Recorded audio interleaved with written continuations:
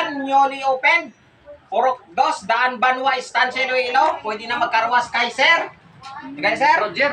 Kay Sir Roger. Dito sa Daan Banwa, may dalawang carwash at isang foaming machine. Hello mga idol, dito kami ngayon sa Daan Banwa, Estancia Iloilo. At pa-install sa atin si Sir Roger ng kanyang 3-in-1 carwash bendo set. Isang foaming machine at dalawang carwash So ayan na nga po mga idol, ini-install natin ang kanyang motor. Niwanay-wiring natin para nang sa ganon masubukan natin yung kanyang carwash. At dalawa na nga kami ni Mrs. nagtutulungan sa pag-wiring nitong kanyang pinakabit na carwash bendo machine. Yan. So, carwash bendo ito mga idol na dalawang washer at isang foaming machine. At ito na mga idol, tinulungan na kami ng kanyang kumpare para magbutas ng butas para sa ating bendo box na kung saan dyan huhulugan ng 5 piso para makapagkarwas. At ito na nga, na-install ko na ang kanyang hose reel.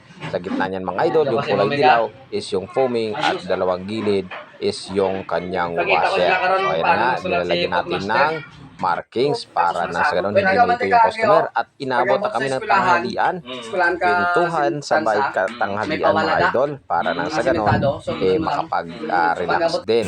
After na kumakain, balik trabaho ulit. At ayan mga idol, sinubukan na namin ang kanyang carwash. So ayan, dalawang washer yung hinugas ni Sir sa kanyang motorsiklo. Sa ganon, makita niya na pangsyonal yung ating sinabit na carwash bendo machine. O dalawa sila ni kumparing niya yung nagwashing ng kanyang motorsiklo.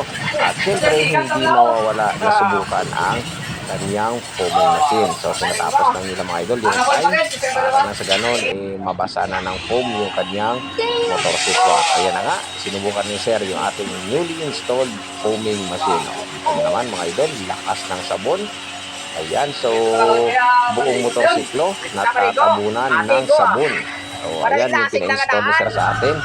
Sa abot kayang halaga, i-install natin ang inyong carwash bendo machine. O ayan, saktong-sakto lang yung 5 piso na matabunan ng sabon yung inyong motorsiklo. At siyempre pagkatapos lagyan ng sabon, tanaw na para i-washing ulit para naging ang sabon maging tap at malinis ang inyong motorsiklo o ano pa mga services. Kapag may putik o dumudumi yan, punta lang sa Daan Banwa, hanapin na ang carwash bendo ni Sir Roger. At ayan na po, thank you so much sa inyong panonood. Pwede na magkarwas kay Sir.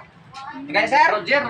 Kay Sir Roger. Dito sa Daan Banwa, may dalawang carwash at isang foaming machine. O saan ka pa mga idol? Bisitahin na para magpa-carwash. Para mabango yung motor nyo.